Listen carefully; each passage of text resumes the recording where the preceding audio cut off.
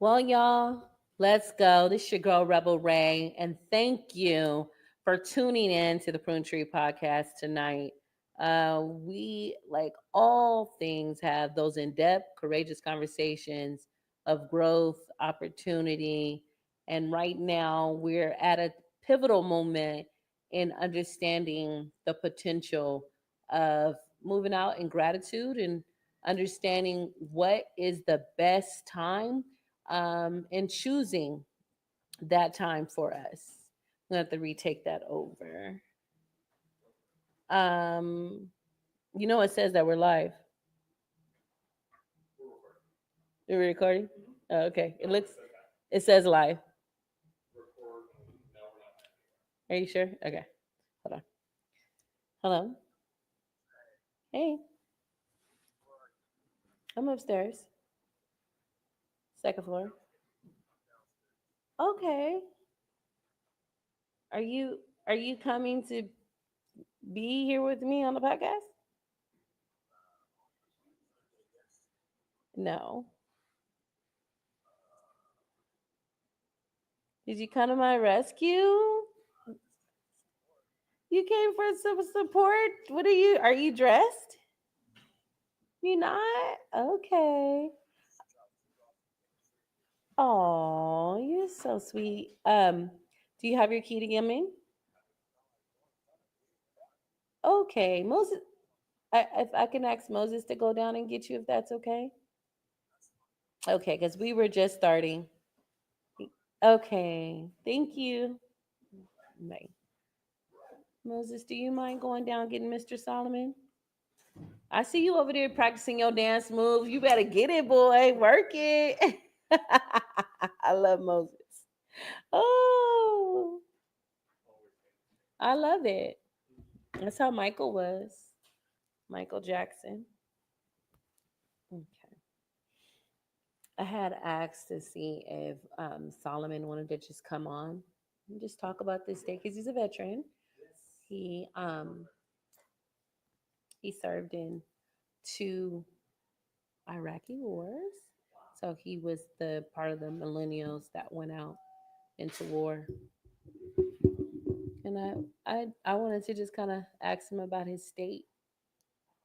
Um, he hasn't. We've done those intimate conversations with Solomon, um, but I kind of wanted to spin off on a segment where we did just like how we post those short clips to Instagram.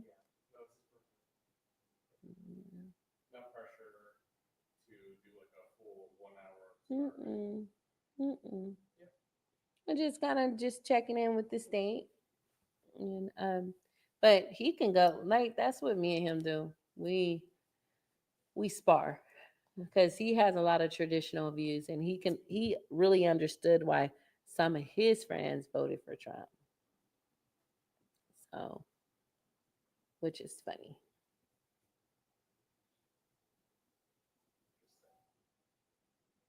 Yeah. I went to we took him to Golden Corral. And I swear I turned into one of those aunties, my aunties. Okay, matter of fact. And veterans eat for free. And I did not want to throw any food on my plate that wasn't eaten. I had a big old piece of fried chicken breast. And I kid you not, every last one of my aunties on my mama's side and my daddy's side be wrapping up fried chicken and putting it in their purse. Why I put it in the Louis bag? Why did I wrap it in a napkin and put it in a Louis? I said, what's wrong? Why am I starting to act like my aunties? Oh, we around Thanksgiving, Christmas, holidays, like when we come together, we all act a fool. We have such a good time. Hi, you here for support? Oh, thank you. Okay, I'm ready. Oh my God, it's still there. Look, I put it on top of my. That's what. It's right there in the brown napkin because I had it in my purse and I forgot to take it out yesterday. Too much stuff. Oh my God, that is just too much information. Oh my God. Okay.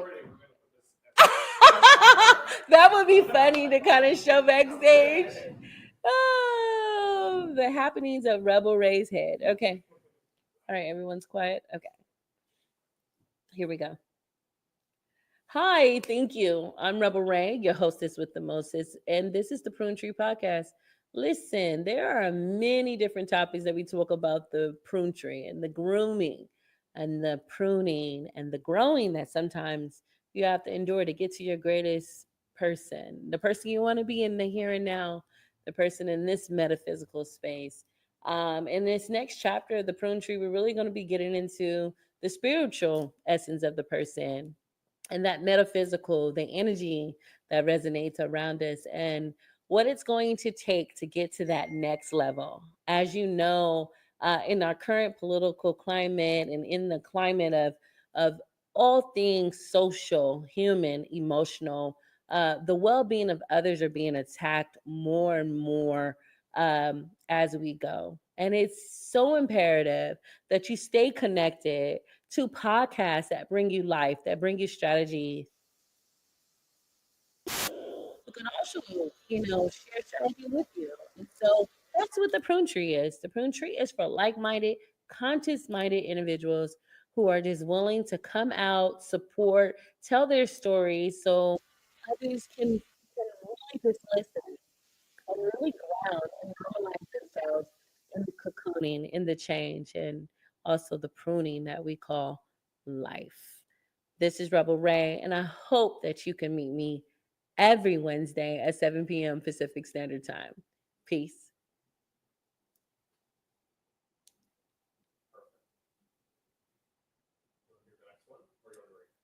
I think we're just gonna go the regular, and then you can put that to like some neo soul. Type in neo soul. They'll come up with like acoustic jazz, djembe, drums, like Erica Badu feel. Um, so you could play my voice over and then just play the full promo video though, but do it as a video and then upload it as a reel. Because the little shorts that you guys have kind of cuts off a lot of the in-depth conversation. So I think you're trying to keep it to how short when what's the name cuts it. You're trying to do a minute. Okay. So that was probably like 2 minutes. So just keep it as a promo video, and then I can pay for some ads. So put some really cool music behind it.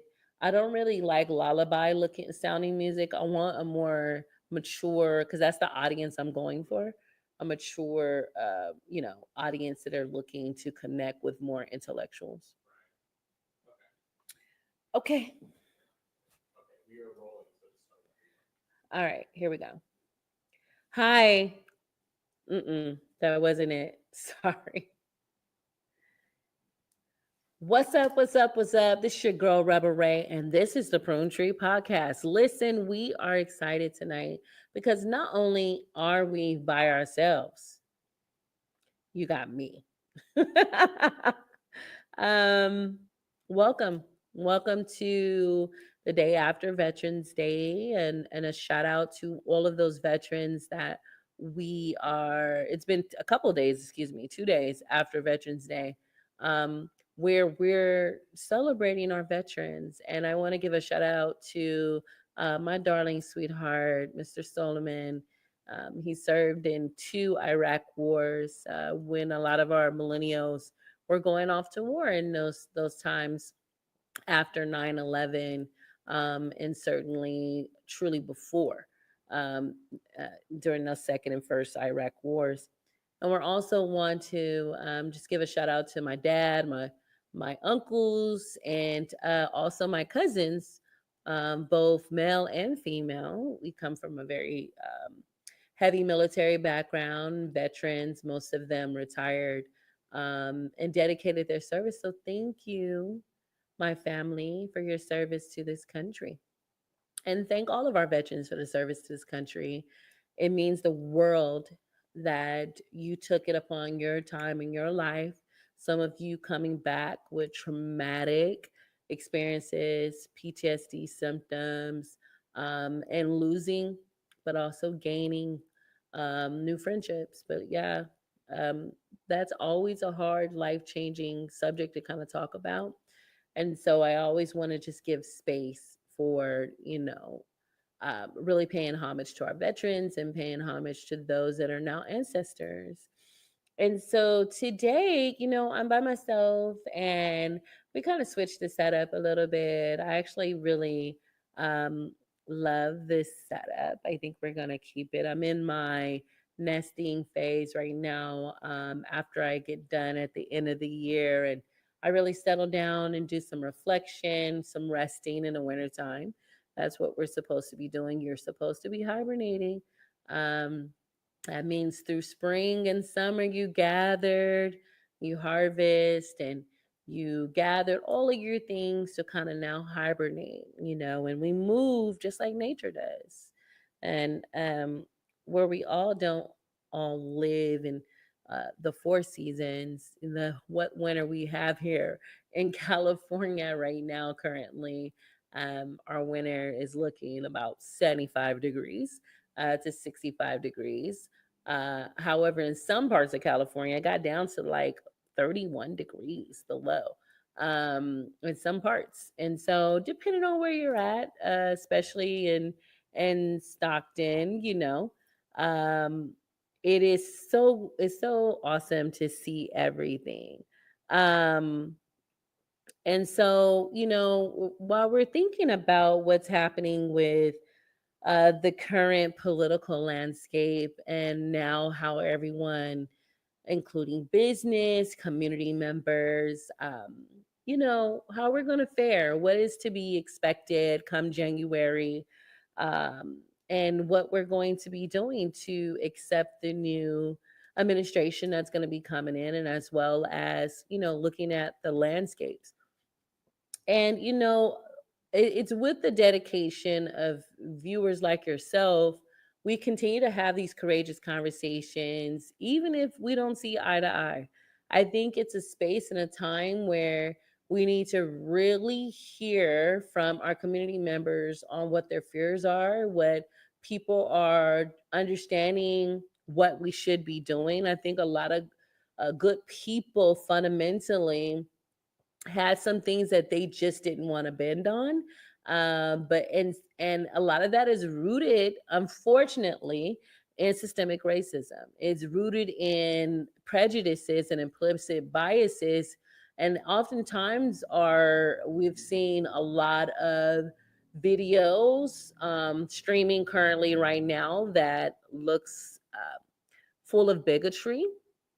There have been some, and this is just me normalizing with you as a social worker, as a person with mental health lens, working in the mental health field, and just as a professional overall in the landscape of transformative healing and healing centered approach, and really being trauma informed right now, even on what's resonating with you and how you're feeling. And so I was very grateful for Tama Brisbane, we call her Mama T, to have come on last week to really just kind of ground us after the election. The election has been a lot. It's been a lot of energy. And at times it can be overwhelming. I myself, very vulnerable moment, really feeling like, what do we do now? Right. And it's okay to feel that way. It's okay to pull back. And a lot of us find strategies to come together and have these conversations on, okay, we're here now. What does that mean for us? Does it mean the story of resiliency? Some say, hey, I'm tired of the resiliency. I want to be able to thrive. I don't want to always have to be a resilient community that we talk about. I don't want to always have to have that story of struggle. And a lot of us are at a pivotal moment in our lives where we want better for the economy, our family, our grandchildren, and those that are going to be coming behind us. And it's important that you're understanding where you're at in your landscape, that we don't repeat. Let me say that again. We don't repeat some of the atrocities that we're seeing or hearing in history. And It really truly depends on the eye of the beholder and the perception in the eye in which you want to see history. Many of us are very uh, are at times, struggling with accepting history, accepting and remembering. There is a such thing as being so traumatized that you choose to live in an overt reality. You choose to live in delusion. You choose to live in cognizant dissonance. It's safer there. And we find ourselves wondering why we can get there.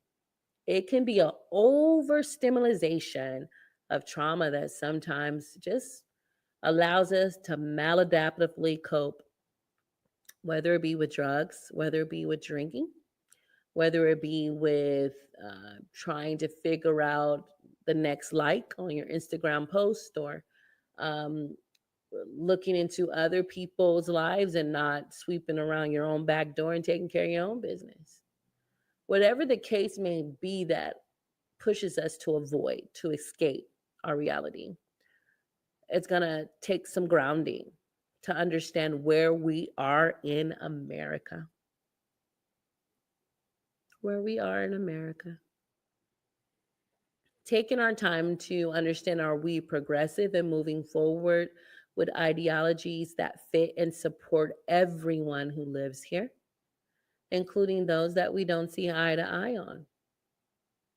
What is the emotional response when you are totally feeling betrayed about your body, about your woman's right to reproductive health,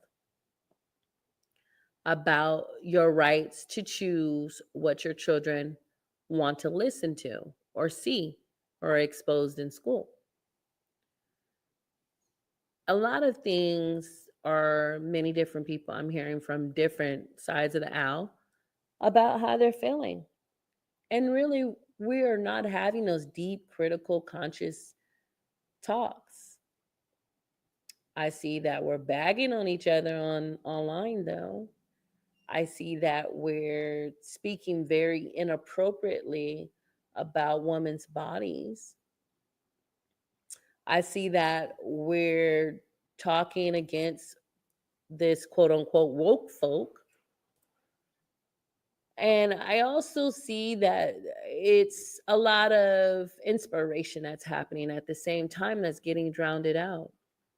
We have those stories of inspiration. We have those stories that brings us together, and we have those stories that allow for healing to go forth. And it's up to you to focus what energy you're going to put your energy, your perception, your mind frame, your money you're investing into. It's what going to set you apart from others who choose to do the latter, that in which I spoke about, the prior in which I spoke about.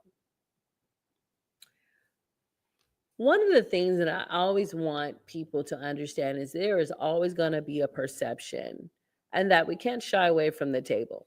It can come to a point where, we get to the point where we don't want to hear anymore. And when we get to that point, it can become dangerous, right? Because we're leaning on to sometimes our own understanding, and then what's blocking us from higher conscious?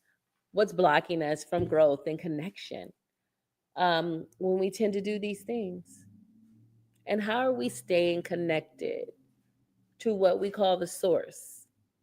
If you're a believer, if you believe in something bigger, if you believe in sacred purpose, if you believe in instruction and education from the stars and things that are beyond our belief to explain at times, then you're searching right now. You're probably in prayer. You've probably been doing some fasting from the internet and shutting off that TV, because my goodness, the energy that resonate within you, you do attract. It resonates within your audible orbit, right? And so we're really taking a time of reflection, and it's okay. It is okay for a time to reflect in this moment. How do you reflect on telling your narrative, and how do we go forth in this moment? How do we dove into books that help us? Their books and education are not to just indoctrinate you. Sometimes they're full of truth, perception, information that allows for compasses. You know, those things that you can really look down and really figure out if you fit and what direction you're going in. And I think that's important to always recognize that we have the ability to change our momentum in humanity and society as the person. I have two books, I always have something that I want to share with you. I'm always trying to try to bring you some information and bring you some light and really understanding why at times we find ourselves in the same place in the same types of policies with different names, um, and we're not making momentum. I think this book, The Political Determinants of Health by Dr. Daniel E. Dawes, really speaks to that. It speaks about the strategic policies that have been put in place to ensure immediately that your health and the way we think about health in America is decided by policy. When we're thinking about the criminalization of people of color, or if we think about the history of disparities that we see in this country, we always look for a theory on the why. But what happens when we get after the why? And it's explained in patterns and social systems that we find ourselves in. Well, this book covers that. If you're interested in that, it's a really good read. I'll hold the cover up here for you. The light is a little bit gleaming, but it could be found on Amazon, or you can go straight to his website. I was very fortunate with my colleagues at the Build Health convening to be able to witness and hear um, Mr. Dawes in person and to speak about the social political determinants of health. We always talk about the social determinants of health, but there's political determinants of health as well. I also want to give a shout out to, we're not going to mention the funder's name, but a shout out. There are funders, philanthropists that are really searching for an ability to find people who want to work together, that want to be solution focused. There are people out there who have funding in this world that know that there is something afoot politically and socially in our policies, and they choose to put their funding and their momentum into correcting, to changing, and deconstructing the system, and they put their philanthropy in that. And I hope one day to do that when I make my first million, right? But this book, The Surprising Power of Liberating Structures, and listen, it's a simple practice to put in place about how to create these spaces of critical thought, how to support different levels of individuals who come into a room. They may not have the same perception because that's what we're being faced with, right? Like, how do you navigate that? How do you navigate bringing people together, even in your family, that might be struggling with different things, and how we're certainly supposed to get along with one another? So, a lot of us have lost friends, all of us have made friends, and unfortunately, that's how the tree grows, to be positive.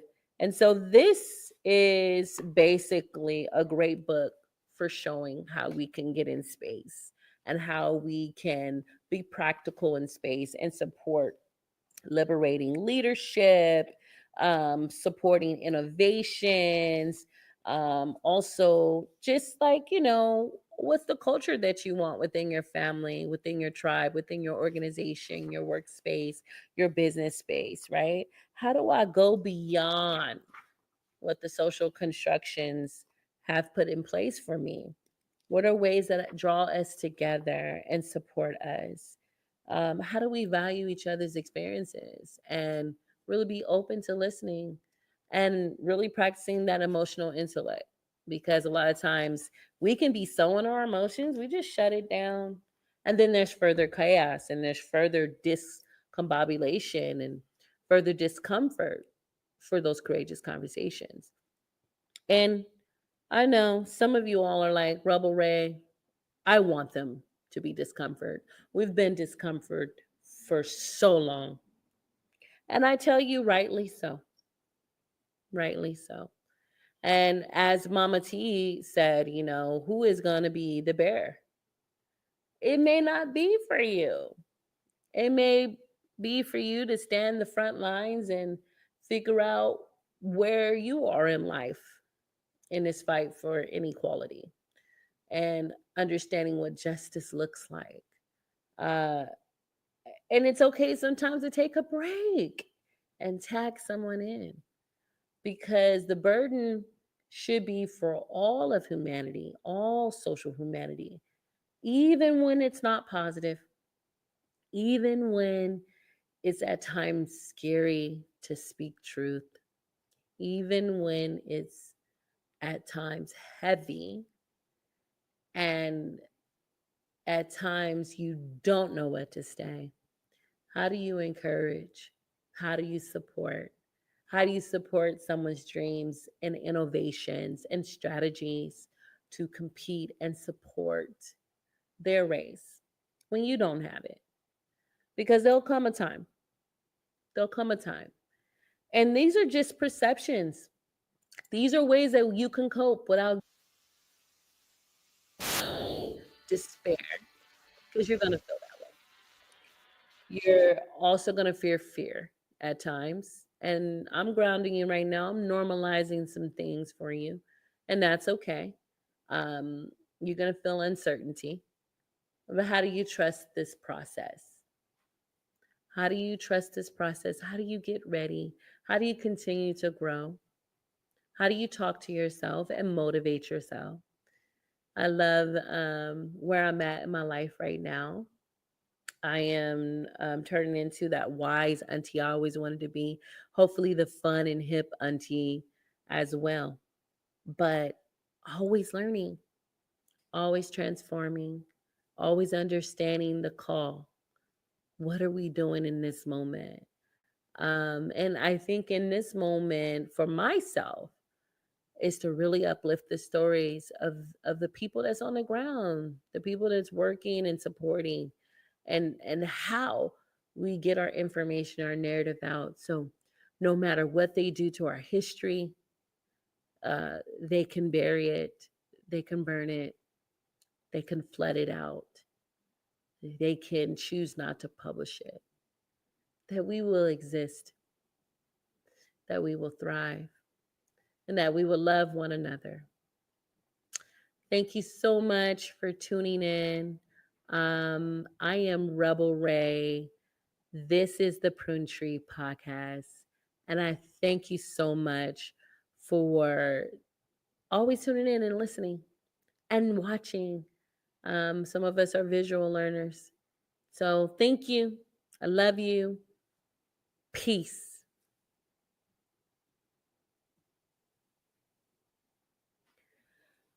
Okay, it went off. Did you see that? Did you get all of it? You did? Why it go off my screen? I don't know. It went off. No, that's why I was asking. Did you get it?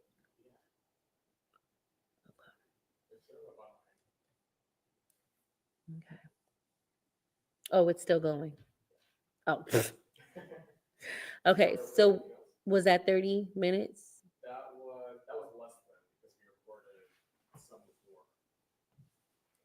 So I was about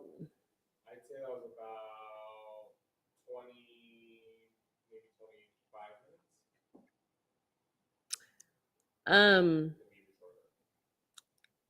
Didn't you do some 15-minute clips of interacting with me on certain things? Didn't you get some video? somewhere. You didn't get none at the resident summit. You didn't get just small clips of just talking. I thought you got some of that. Oh, yeah, we have some. Oh, you wanted the smaller clips? We can. Did you want to stitch that with this? It's up to you. We can figure something out. Okay,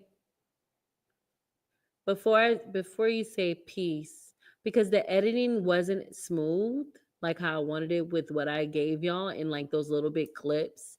So I'm a little like hesitant. It wasn't as smooth as like your videos. Who's because your videos editing is a little bit smoother. So Are you talking about your trip?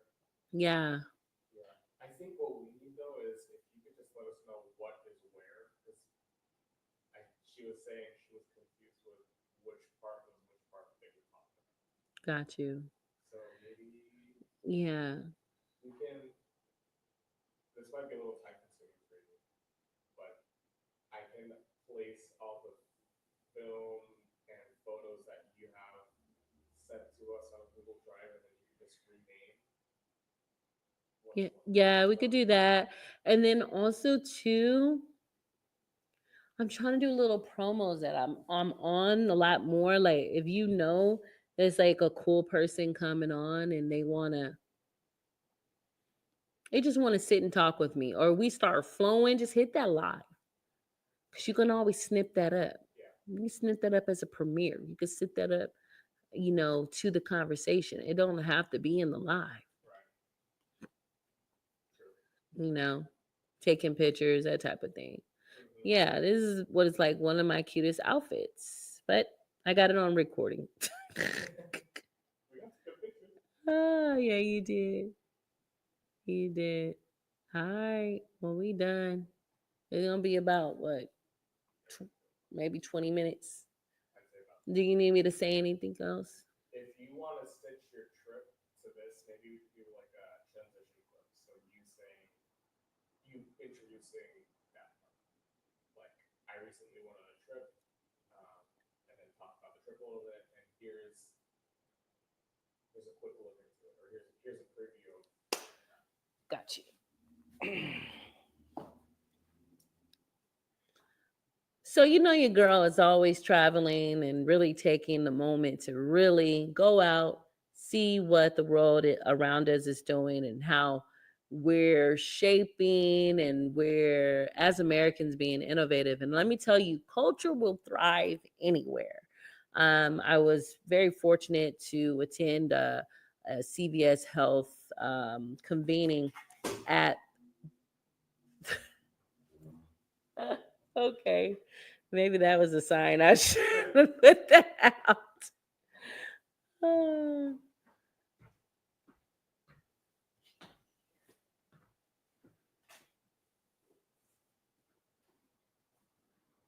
little over there.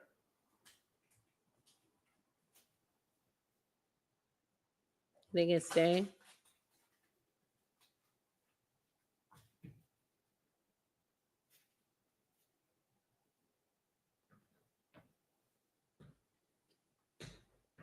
Okay. You can start over whenever. Okay. Where did I drop? Okay. And you can cut this and spice it. Okay. So I was able, very much fortunate to join colleagues at a convening where they were looking at coalitions and connectedness and how we work. And so I was able to go to Connecticut. It was a wonderful experience. I was able to really see a very historical building. I swear it looked like it should be off of Hogwarts or something. The building itself was immaculate for its age and how old it was and the material that was used. I think there was one room where there was a Persian carpet that was about $16,000. And looking at the chandeliers and the crown molding, the mid-century marble and different granite and brass that was used, and really looking at and taking in the wealth of the building and the experiences. And if the building can talk, would probably say have a lot of secrets. But it was a beautiful building. The building at times has a dark past. I brought that up, of course, me being the social advocate that I am for the disparity of Black people and how we have been placed all over the earth, um, and disbanded sometimes all over the earth. And so, unfortunately, this historical building also held insurance bonds that once, you know, insured things like slaves. And that was a time in our life where, people who owned people insured them as their property. And it's um, a deep thing that people don't like to bring up and talk about in the past. And so to kind of be in this building, it was like a full circle moment to really see um, the structure of the building. But the building had some elements that really gave back to the community over the years. And it had a cathedral like place where they played orchestra and symphony in the early 1940s and 50s, and where they turned in gentlemen's clubs and the ladies clubs into coming together and allowing them to uh, watch sports happen in the space. They had community tennis. um, they made it exceptional. The land was given to the historical building, but it was given back to the people at the time. And it has a lot of rich history that we learned from the guide. And so you'll see that here in some of the photos that I'll be showing you on the podcast. But it was very interesting to see. It was also interesting to see where we visit the Mark Twain building, and that Mark Twain home, which is now adjacent to the museum that they built, really told a story about his second home there in Connecticut. And they just found evidence and a picture of his butler, who was a Black man that often he referred to as Gigi when talking about the issues of the heart, and talking about his butler, who he beloved and who worked for him in the most dignified high society town. And this butler was at the time over white servants, which was kind of unheard of. A former slave that ran off to the military, and then after the military was freed from bondage and slavery, and served the general at that moment, and then later retired and left the military and started serving as Mark Twain's butler. So this aristocratic, very at the time, most people felt very high intellectual, far fetched, very progressive, thought provoker, and how he captured the narrative of slaves and also captured the narrative of the white people that engaged in them and their viewpoints. And for more things than Huck Finn, Mark Twain made a significant impact on society. And so you can visit his house, and we were able to tour his house being a 4-story uh, Victorian in that moment. It was built in 1774, and where he wrote Mark, no, I'm sorry, not Mark Twain, Huckleberry Finn. And it was really it was energy in that house for someone who is very sensitive to energy. I'm like, ooh, here's some ghosts here. And sure enough, the tour guide's like, well, there have been huntings. This is one of those hunting sites in Connecticut. And I was like, oh dear, let's get me out of here. But it was a fun time to see how the house was kept, and me being an interior decorator, I love that. I love how to express myself, and so they were saying how the wallpaper and a lot of the hand art was, um, made by Tiffany, and also a lot of the ornamental furniture was handmade. They had a chimney brought in from Scotland, from a castle in Scotland, and so it was interesting. Mark Twain life, of course, was not always full of humor and his sarcasm. They said he was a very volatile man when it comes to the words. He didn't hold back from in that day in society how he cursed and said what was on his mind. But and nothing less was a prolific writer and how he told the narrative of many people that he called friend or supported his life in some type of way.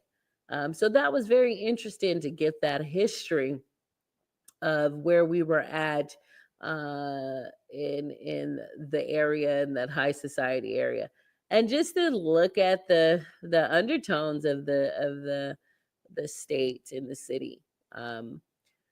And it's not really what you would think, visiting Connecticut, but it was nice to see and it was nice to visit.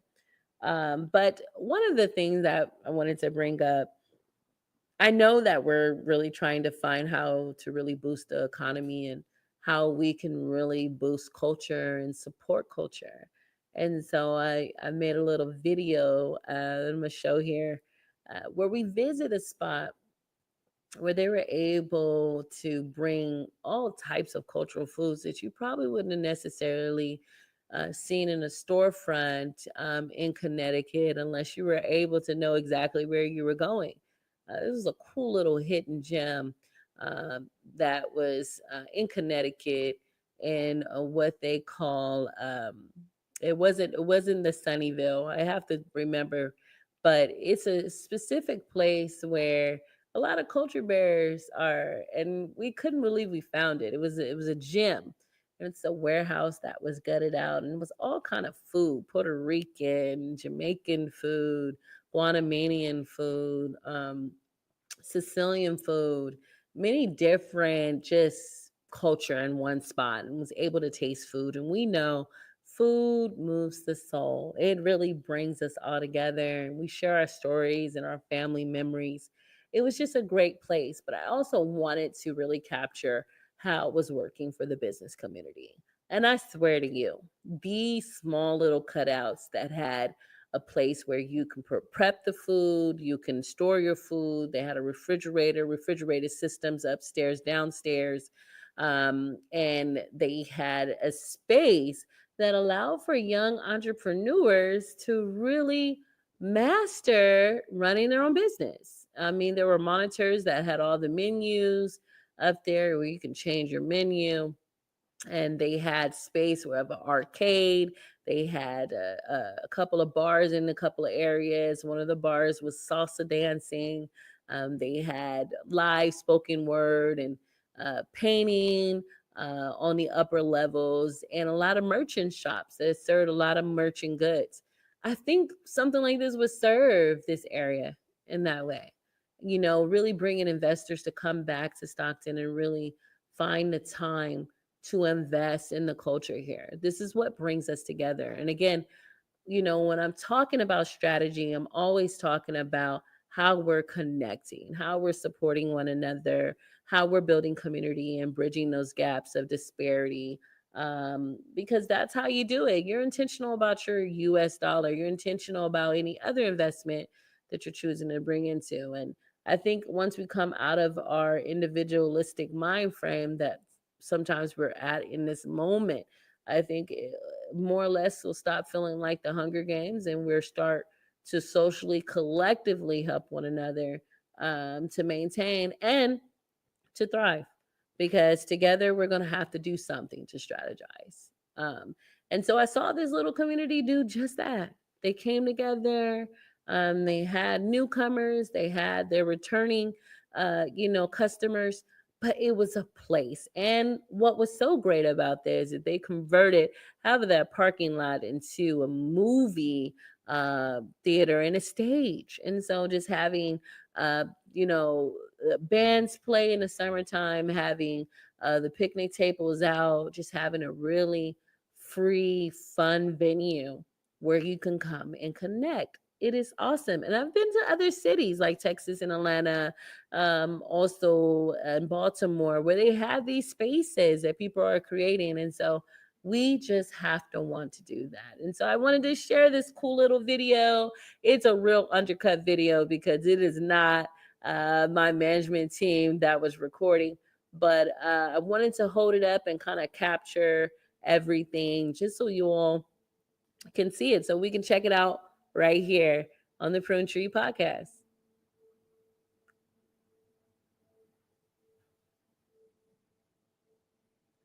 All right. So you can use all of that like I'm looking down and you can cut it in. All right. I think that should be enough. Put it together. Let me see it before it goes live. Yeah.